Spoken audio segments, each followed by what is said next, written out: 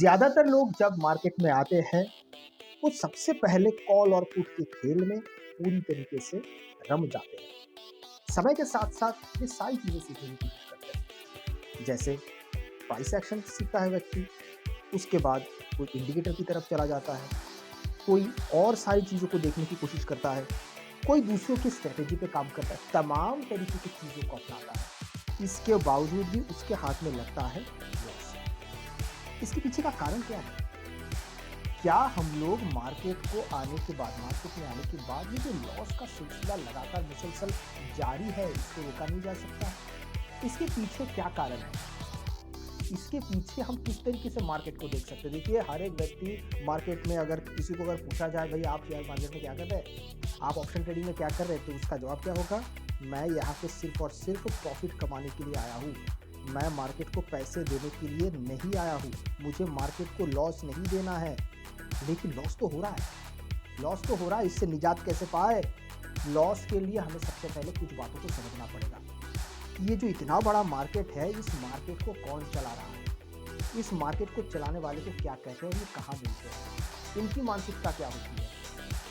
अगर हम इन लोगों के मानसिकता को एक बार अगर जान जाए और इनकी कृतियों को, ये किस तरीके से काम करते हैं, किस तरीके से अपना पैसा इन्वेस्ट करते हैं, ताकि हम एक दिन पहले ही चीज़ों को अच्छी तरीके से समझने काम कर सके, तो हमारे लिए इससे बेहतर और कोई बात हो ही नहीं सकती। आइए शुरू करते हैं। उन सब रहस्यों के बारे में मैं आज आपको बताऊंगा कि मार्केट को ये चलाने वाले लोग कौन होते हैं, उनकी सोच कैसी होती है, और हम जो छोटे रिटेलर होते हैं, इन लोगों के तौर तरीकों को सीख के बड़ा पैसा कैसे बना सकते हैं। सबसे पहले मार्केट को ऊपर ले जाने के लिए, नीचे ले जाने के लिए जो लोग जिम्मेदार हैं, उनको कहते हैं ऑपरेटर। ऑपरेटर कहते हैं उनको। ऑपरेटर दो किस्म के होते हैं, एक होते हैं एफआईस, दूसरे होते हैं डीआईस। ये कौन है? एफआईस कौन है?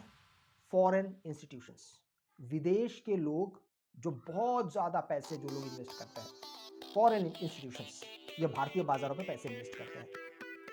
और जो डीआईस है वो डोमेस्टिक है, जो भारत के ही लोग होते हैं। अब इनके पैसों को इन्वेस्ट करने का जो मापन होता है वो बहुत ज्यादा होता है। एक रिटेलर कितना एक बार में ट्रेड लगाता होगा, जरा कभी आपने सोचा? जैसे कि आम आदमी, एक 15, 20, 25, 30 हजार कमाने वाला आदमी कितने का ट्रेड लेता होगा रिटेल में? 10,000 का एक सिंगल ट्रेड, 20,000 का। उससे ज्यादा कमाने वाला कितना का ट्रेड लेता होगा? 1 लाख का। और जो बहुत, हम यूट्यूब में भी देखते हैं, बहुत अमीर अमीर ऑप्शन ट्रेडर भी है, वो लोग 5 करोड़ का भी एक सिंगल ट्रेड लेते हैं दिन का, एक बार में। पर इससे अधिक और कोई नहीं लेता है। 5 से ज्यादा 10 करोड़ का कोई ट्रेड लेगा। अब इसके पीछे भी हम अपने प्रॉफिट लॉस को सोचते हैं। हम ये नहीं सोचते कि हमने अगर किसी एक ट्रेडर ने अगर 5 करोड़ का इन्वेस्टमेंट किया ऑप्शन ट्रेड में, तो 5 का उसको 50 करोड़ मिल जाए, वो ऐसा नहीं सोचता है। वो सोचता है अगर मैंने 5 करोड़ इन्वेस्ट किया, इसमें से अगर मुझे केवल 20 लाख भी मिल जाए तो भी मैं खुश हो जाऊंगा, 30 लाख भी मिल जाए तो भी मैं खुश हो जाऊंगा। अब मात्रा समझिए, आप सोच पहले समझ लीजिए कि रिटेलर सोचता कैसा है। ये तो मैंने उन लोगों के बारे में कहा है जो लोग बहुत ज़्यादा बड़ा इन्वेस्टमेंट करते हैं। इतना बड़ा इन्वेस्टमेंट तो फिलहाल मुझे पता नहीं, शायद करते भी होंगे, लेकिन ये उच्चतम लास्ट वाली की बात नहीं है। लेकिन ये जो ऑपरेटर होते हैं, ये क्या 1 करोड़, 2 करोड़, 5 करोड़ से ट्रेड करते हैं? नहीं, ये लोग ट्रेड करते हैं 10,000 करोड़, 50,000 करोड़, 1 लाख करोड़, ऐसे नंबर से लोग ट्रेड करते हैं। अब आप जरा सोच के देखिए, 1 लाख करोड़ मतलब क्या रुपए होगा? हम लोग जब मार्केट में आते हैं, रिटेलर मार्केट में आते हैं, आपको पता है भारत में जितने भी रिटेलर है, ये अगर सब लोग भी किसी दिन एक दिन संगठित होकर ये बता दें कि चलो भैया मार्केट को ऊपर ले जाएगा, तो भी नहीं ले जा सकते। ये बिल्कुल वैसी बात हो जाएगी जैसे यहाँ पर मार्केट जैसे यहाँ से ऊपर जाता है तो यहाँ से नीचे भी आता है। तो ये जो एक कैंडल बना है, आपको पता है इस एक कैंडल के पीछे कितना ह्यूज, कितना बड़ा इन्वेस्टमेंट होगा? ये बहुत बहुत बहुत ज़्यादा बड़ा इन्वेस्टमेंट है। अब इसी बड़े इन्वेस्टमेंट को जब हम मार्केट में आने के बाद हम जैसे देखना शुरू करते हैं, तो मार्केट में हमको बहुत लाखों करोड़ रुपए की ज़रूरत पड़ती है। और यहाँ पे अगर हम सारे रिटेलर्स की अगर बात करते हैं, तो सबका मिला के भी इतना बड़ा नहीं होगा कि इतने बड़े कैंडल को फॉर्म कर पाए। एक कैंडल को यहाँ पर आपको मैं बता दूँ कि एक कैंडल को यहाँ से इस पॉइंट से इस पॉइंट तक ले जाने के लिए जितने पैसों की आवश्यकता है, वो सिर्फ ऑपरेटर ही इतना पैसा डाल सकता है मार्केट में। एक आम आदमी नहीं कर सकता, सारे रिटेलर मिलकर उतना बड़ा पैसा नहीं डाल सकता। तो हम लोग रिटेलर्स क्या करते हैं, हम लोग ऑपरेटर के हिसाब से हम नहीं सोचते हैं। हम लोग अपनी मानसिकता लगाते हैं। कैसे? अब ये सुनिए, मार्केट यहाँ से ऊपर गया, हम लोगों ने ये भी कही एंट्री की। अब यहाँ से मार्केट ऊपर चला गया। अब कुछ लोगों ने क्या किया, इस जगह पे एग्जिट कर दिया। फिर थोड़ी देर बाद फिर मार्केट यहाँ से नीचे चला आया। नीचे आने के बाद अब बहुत सारे रिटेलर्स इस जगह को समझेंगे, अरे वाह यहाँ से तो मार्केट ऊपर जाएगा, चलो यहाँ से कहीं नीचे। मार्केट दोबारा चला गया। अब यहाँ पे मार्केट ने एक स्ट्रॉन्ग रेजिस्टेंस बना दिया है। अब बाकी जितने रिटेलर्स हैं उनको लगेगा भाई यहाँ से तो मार्केट नीचे जाएगा ही, तो यहाँ से एग्जिट भी कर देते हैं। कुछ रिटेलर्स यहाँ से पुट ऑप्शन ले लेंगे, मार्केट नीचे चला आया। तो मार्केट जैसे नीचे चला आया, इस जगह से फिर से कुछ रिटेलर सोचेंगे, मार्केट दोबारा थोड़ा सा ऊपर चला गया। लेकिन रिटेलर की तो आदत पड़ गई ना, जैसे टॉप पे जाएगा सेल करो, टॉप पे जाएगा सेल करो। ये भी टॉप पे गया, मार्केट ने सेल किया। लेकिन नेक्स्ट टाइम यहाँ पे जैसे ही आया तो टॉप पे रिटेलर ने ट्रेड जैसे लिया, मार्केट यहाँ पे सेल नहीं किया। यहाँ से मार्केट को अच्छा खासा गेन मिला। ऑपरेटर इस जगह को, यहाँ पे जितने भी रिटेलर्स के पैसे लगे थे उस वालों का सारा का पैसा यहाँ से लेके मार्केट। और आपको एक बात बताऊँ कि यहाँ पे भी यही हुआ है, क्योंकि बहुत सारे लोग सोचते 2 बार तो हो गया, तीसरी बार नीचे नहीं आएगा। तो यहाँ पे बहुत सारे लोग कॉल ऑप्शन भी ले लेते हैं। कुछ लोग यहाँ से ट्रेड किए पर यहाँ पे रुके नहीं, तो यहाँ पे आने के बाद फिर जैसे इनका ऐसे हिट होने को रहता है, ये छोड़ देते, मार्केट यहाँ से ऊपर लेके गए। होप ट्रेड करने वाले सबसे ज़्यादा आपको इन सब जगह पे मिलेगा। होप ट्रेड मतलब क्या होगा कि मार्केट अगर सोचेगा यहाँ पे कोई है, यहाँ पे अगर किसी ने ट्रेड किया है रिटेलर, तो सोचेगा कि भाई मुझे यहाँ तक चाहिए, और मार्केट थोड़ी देर बाद ही नीचे चला आता है। फिर कुछ लोग रह जाते हैं, फिर कुछ लोग आते हैं, फिर कुछ लोग। तो इस तरीके से होप ट्रेड के चक्कर में मार्केट में रिटेलर सबसे ज़्यादा फंसते हैं। होप ट्रेडर कौन करते हैं? सबसे पहले मैं वो बता दूं, होप ट्रेडर्स वो होते हैं जिनके दिमाग में कोई स्ट्रैटेजी क्लियर होती ही नहीं है। मार्केट कहाँ जाएगा ये तो आप नहीं बता सकते, मैं भी नहीं बता सकता, कोई नहीं बता सकता। लेकिन अगर हमारे पास कोई एक मॉडिफाइड, एक बहुत मजबूत स्ट्रैटेजी ही अगर नहीं है, तो आप कभी भी ऑपरेटर के साथ ट्रेड कर ही नहीं सकते, क्योंकि वहां पे फिर आप होप ट्रेड करने निकले हैं। आपको लगते रहता है शायद ऊपर जाएगा, शायद नहीं। आपका तय किया हुआ कुछ भी नहीं है पहले से कि मार्केट अगर यहाँ तक जाएगा मैं नीचे मैं अपना एसएल दे दूंगा, या फिर मैं एग्जिट कर दूंगा। मार्केट अगर नीचे चला तो मुझे एग्जिट कर दूंगा। एग्जिट के बारे में कोई नहीं सोचता है।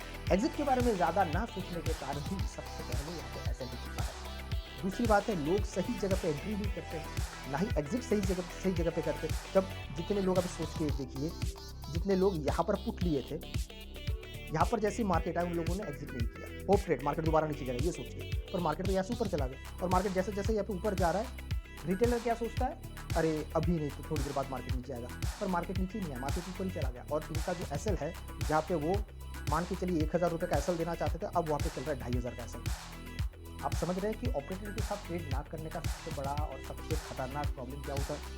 जो एक उदाहरण देखिए कि मार्केट में अगर ऑपरेटर्स बहुत ज़्यादा स्पेशल तादाद में अगर आते हैं, स्पेशल तादाद का मतलब है कि मार्केट में बहुत बड़ा रकम लगाते हैं, जिस रकम के बारे में हम और आप शायद तस्वुर भी ना कर पाए, सोच भी ना पाए, इतना बड़ा हो सकता है। वो कैसे दिखता है? वो बिल्कुल ऐसे दिखता है। मार्केट धीरे धीरे आया, यहाँ से मार्केट अचानक कितना बड़ा कैंडल, इतना बड़ा बहुत बड़े कैंडल का मतलब ये है यहाँ पे हम बहुत बड़े पैसे भी ला देते। अब बायर्स ने तो यहाँ पे लेके तो गया, 2 कैंडल देखते ही बहुत सारे लोग अपना वही पुराना एक स्ट्रेटेजी इस्तेमाल करेंगे, बिग बार कैंडल, लोग तुरंत यहाँ पे बाय कर लेंगे। और यहाँ पे ऑपरेटर को पता है कि आप जैसे ही यहाँ पे बिग बार कैंडल की इस्तेमाल कीजिए, ऑपरेटर के हिसाब से ही आप एक एक चीज़ों को बनाइए स्ट्रेटेजी। उसको पता है कि आपके साथ वो क्या कर सकता है। अगला ही कैंडल मार्केट में इतना बड़ा सेलिंग ला दिया, तो जितने लोग यहाँ पे ट्रेड किए होंगे कॉल साइड में, उनका एसएल यहाँ पे बड़ा करके दिखेगा। अब जितने लोग यहाँ पे सोचेंगे मार्केट तो पक्का नीचे जाएगा, मार्केट को फिर से उल्टे दिशा में लेके गए ऑपरेटर्स। यहाँ पे भी हिट हुआ, मतलब एक जगह हिट हुआ, दूसरी जगह यहाँ पे भी दूसरी जगह हिट हुआ, ये फिर तीसरी जगह हिट हुआ। फिर इनको लग रहा है मार्केट और ऊपर जाएगा, यहाँ से फिर बहुत सारे लोग और कॉल ऑप्शन बाय करेंगे। कॉल ऑप्शन बाय करने के बाद फिर मार्केट ऐसा गिरावट दिया जो नीचे और भी बहुत दूर तक गया। कुल मिला के पग पग पे मार्केट में इन लोगों का ऐसे ही करता हुआ ही गया।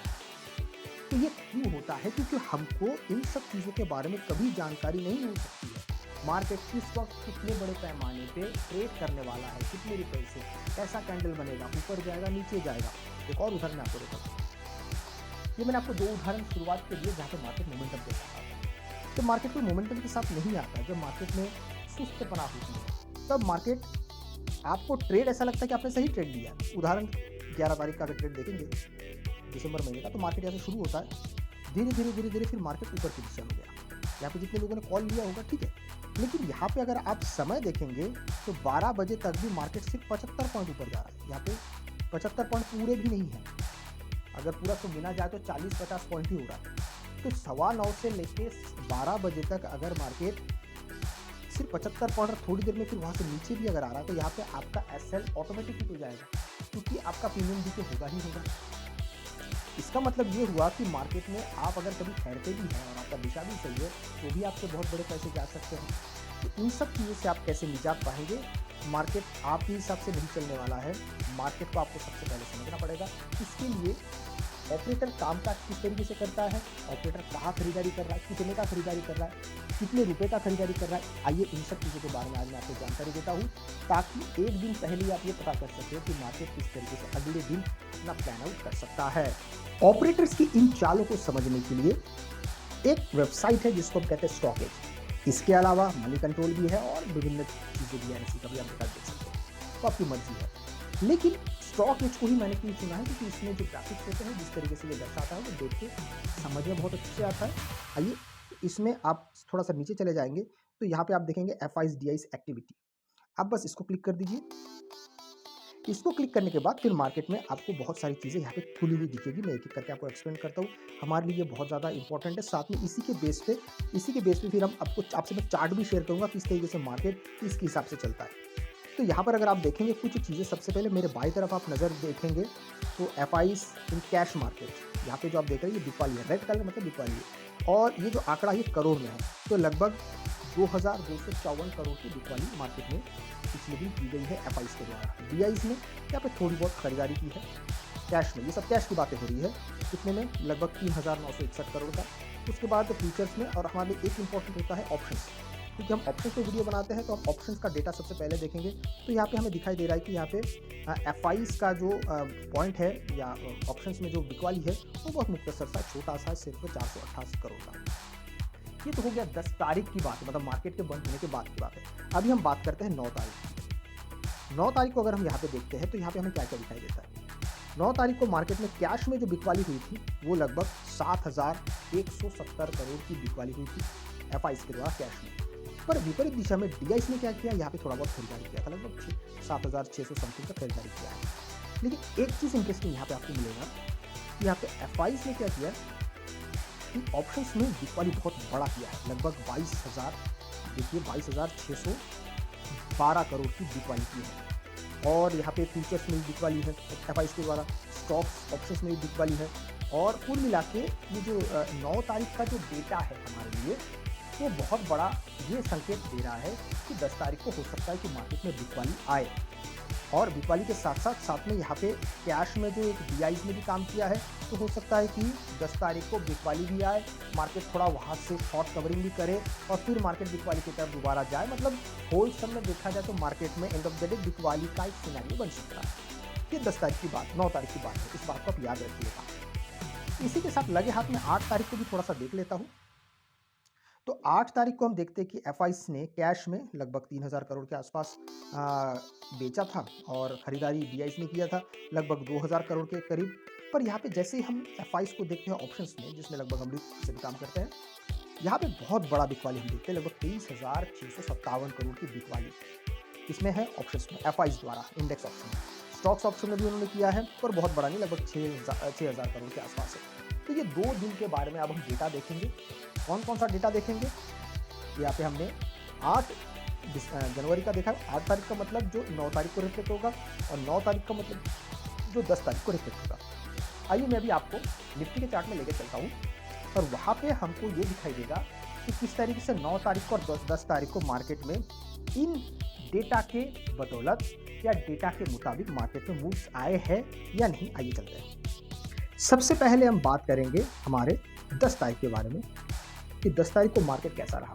हमने देखा कि लगभग 9 तारीख को FIs ने ऑप्शंस में करीब 22,000 करोड़ का बिकवाली किया था। ये थोड़ी देर पहले मैंने आपको डेटा के साथ दिखाया।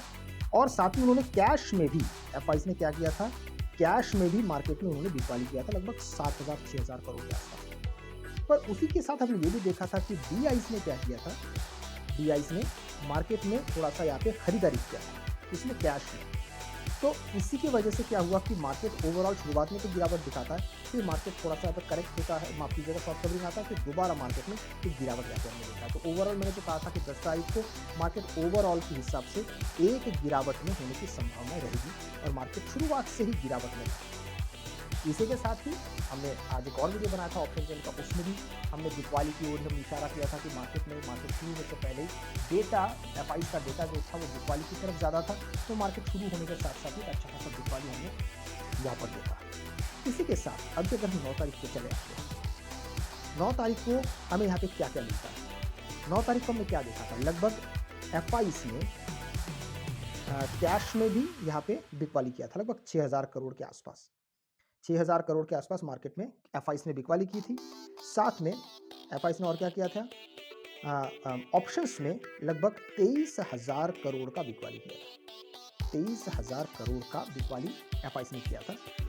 उसका असर क्या हुआ, और मैंने आपको ओवरऑल जितना भी चाहे फ्यूचर ऑप्शंस में था, फ्यूचर स्टॉक्स में था, सब में बिकवाली हमने देखा। उसका भी असर हमको 9 तारीख को दिखता है कि मार्केट शुरू होने के साथ साथ मार्केट के खत्म होने तक लगातार मार्केट में बिकवाली जारी रहा। हालांकि ये बिकवाली इस तरीके का था कि मार्केट को सिर उठाने का मौका पूरे दिन भर में और नहीं मिला। शुरुआत से ही मार्केट में एक लगातार तेज बिकवाली तो नहीं कह सकते, पर एक दिशा के साथ मार्केट नीचे गिरता है। इसका अर्थ ये हुआ कि मार्केट जब नीचे गिरता हुआ जा रहा है, तो ऐसे स्थिति में हमें अगर हम इस तरीके का हमको डेटा मिल जाता है शुरुआत से ही, तो वो डेटा के बदौलत आप लोग बहुत अच्छी तरीके से मार्केट को देख सकते, मार्केट को समझ सकते हैं। एक बात साथ में ये कह दूं कि ये डेटा जो होता है हर बार सटीक जानकारी नहीं भी देता है। याद रखिएगा, ऑप्शन ट्रेडिंग में कोई भी चीज सटीकता से 100 में से 100 बार नहीं हो सकता है, वो संभव नहीं है। अगर संभव होता तो फिर इस डेटा के बेस पे सारे लोग ट्रेड कर रहे होते। लेकिन एक बात जरूर कहूंगा कि कई बार इन सब डेटा की वजह से आप लाभान्वित भी होते हैं। कम से कम मार्केट में आपका एक व्यू बन जाता है कि मार्केट में जब एफआईज में इतना ज़्यादा, जैसे मैं आपको उदाहरण देता हूँ, अक्टूबर महीने की बात थी 2024, मार्केट में उस साल 2024 में सबसे ज़्यादा बिकवाली किया था अक्टूबर महीने में। एफआईज के डेटा की बात कर रहा हूँ, और अगर अक्टूबर का मैं आपको चार्ट दिखाता हूँ तो चीज़ें आपके दिमाग में पूरा सही हो जाएगा। मैंने उस पर बिकवाली पे मैंने कई वीडियो बनाए, बहुत सारे क्रिएटर ने अक्टूबर महीने में वीडियो बनाया जो कि इस बेस पे था कि मार्केट लगातार गिर रहा है, मार्केट लगातार गिर रहा है। तो यहाँ पे अक्टूबर का आप यहाँ पे ज़रा सिनेरियो देखिएगा, जो अक्टूबर महीना है जो आपके सामने आ रहा है। अभी माफ कीजिएगा, अक्टूबर इसमें शायद मुझे ना दिखाए, कोई बात नहीं, ये गो में नवंबर आधा ही दिखा रहा है। चलिए कोई बात नहीं, मैं आपको आधा ही दिखा देता हूँ, वही आप इसको इति समझिएगा, बहुत ज़्यादा समझ लीजिए। थोड़ा सा ओवरऑल मैं आपको बताता हूँ कि अक्टूबर महीने में शुरुआत के 6 दिन में निफ्टी करीबन 2000 पॉइंट के आसपास मार्केट में गिरावट आया था। शुरुआत के 6 दिन में सितंबर महीने के 27-28 तारीख से शुरू हुआ, अक्टूबर बड़े गैप डाउन के साथ शुरू होता है और फिर और 2-4 दिन के अंदर मार्केट लगभग 2000 पॉइंट के आसपास निफ्टी टूट जाता है, मतलब हाई, अपने हाई से 26,400 के आसपास से मार्केट में गिरावट शुरू होता है और सीधा वो 24,000 के आसपास होता है। इतने में खत्म नहीं होता है, फिर मार्केट 14 तारीख से जो यहाँ पे जितना भी दिखा रहा है मैं आपको वही बता देता हूँ। तो आप ये सीधा डाउनफॉल देखिए, यहाँ से भी अगर आप देखते हैं तो 25,200 है, फिर मार्केट यहाँ से सीधा आखिर नवंबर महीने तक मार्केट और गिरता हुआ नजर आता है। तो लगभग यहाँ से फिर 1200 पॉइंट और गिर गया 15 दिन के अंदर। आप इसी से आप अंदाजा लगा सकते हैं कि ये जो एफआईज बीआईज का जो डेटा है जो एक दिन पहले पब्लिश हो जाता है, तो ये हर बार भी झूठ नहीं बोलता, पर मैं साथ में ये जरूर मैं मानूंगा हर बार सही भी नहीं होता, ये भी मैं मानूंगा। लेकिन जब आप इन सब चीज़ों का रियाज करें, देखिए ये आपके ट्रेड लेने के तौर तरीके तो नहीं बता सकता कि मार्केट किस वक्त किस दिशा में जाएगा, ये तो नहीं बता सकता है। हाँ, लेकिन ये जरूर हो सकता है कि आपका एक ओवरऑल व्यू बन जाता है कि मार्केट में गिरावट हो सकता है या मार्केट उछल के ऊपर जाएगा। ये दोनों ही बातें आप अपने विवेक से रखिएगा और समय के साथ साथ आपको इन सब चीज़ों पे अपनी पकड़ जमाने के लिए अच्छा खासा रियाज करना पड़ेगा, अच्छा खासा उन पे अपनी कमर कस के काम करना पड़ेगा, तब जाके ऐसे डेटा के साथ बहुत अच्छी तरीके से अपना एक ट्रेड ले सकते हैं। जैसा कि मैंने आपको कहा, जिस समय मार्केट में बहुत ज़्यादा बिकवाली, बहुत ज़्यादा खरीदारी नहीं होती, तो बहुत समय होता है कि मार्केट उस दिन बहुत छोटे पोजीशन पे टिका देता है। खासकर अगर मार्केट एक दिन बहुत बड़े पैमाने पे अगर मार्केट काम करता है, जैसे मैं उदाहरण देता हूँ आपको, यहाँ पे एक दिसंबर महीने का अगर आप 13 तारीख देखते हैं, मैं उदाहरण दिखा देता हूँ। हाँ, दिसंबर महीना देख लीजिए या कोई और दिन दिखाऊँ, ठीक है, दिसंबर महीने में आप देख लीजिए, तो दिसंबर महीना में अगर आप 20 तारीख का ट्रेड देखते हैं या 17 तारीख का ट्रेड देखते हैं या 13 तारीख का, कोई भी एक दिन 13 तारीख का ट्रेड देखते हैं, चलिए। अब देखिए 13 तारीख कैसा है, बहुत बड़ा मार्केट नीचे, फिर मार्केट बढ़े, अगले दिन देखिए मार्केट छोटा हो गया। एक, दूसरा मैं आपको साथ में और दिखा देता हूँ। 17 तारीख को देखिए, मार्केट बहुत सारा नीचे आया, 18 तारीख को ठीक-ठाक, बहुत भी नहीं और एकदम कम भी नहीं, दोनों। फिर बड़ा गैप डाउन हुआ, मार्केट में ज़्यादा हलचल नहीं हुई। ये इस बात को भी थोड़ा-सा ध्यान में रखिएगा। 20 तारीख, दिसंबर महीने का 20 तारीख, बड़ा-सा गिरावट। उसका फल क्या निकला? 23 तारीख छोटे जगह पे मार्केट ट्रेड कर रहा है। 24 तारीख को भी छोटा ट्रेड, 26 तारीख को भी छोटा ट्रेड, 27 तारीख थोड़ा बहुत, लेकिन छोटा ही है। तो इस तरीके से जब आप चीज़ों को देखने लगते हैं और आप उन सब डेटा के बारे में नहीं सोचते, तब आप पाते हैं कि हाँ, चार्ट और डेटा को मिला के काम किया जा सकता है। ये दोनों बातें याद रखिएगा। सिर्फ एक डेटा के भरोसे ट्रेड नहीं किया जा सकता और सिर्फ चार्ट को देख के, ऐसा नहीं, चार्ट को देख के ट्रेड नहीं किया जा सकता, ऐसा मैं बिल्कुल नहीं कहूँगा, तो देख के किया जा सकता है। लेकिन आप अगर सब कुछ कर चुके हैं और आप अगर इन सब डेटा को साथ में लेके काम करना चाहते हैं, तो फिर आप चार्ट और डेटा एक साथ रख के काम करिए, आपको मज़ा भी आएगा, बहुत कुछ नया सीखने को मिलेगा, नया एक्सपीरियंस होगा। और अगर आपको वीडियो अच्छा लगे तो लाइक शेयर सब्सक्राइब जरूर कीजिएगा। आपसे मैं अगले वीडियो मिलता हूँ, तब तक के लिए जय हिंद।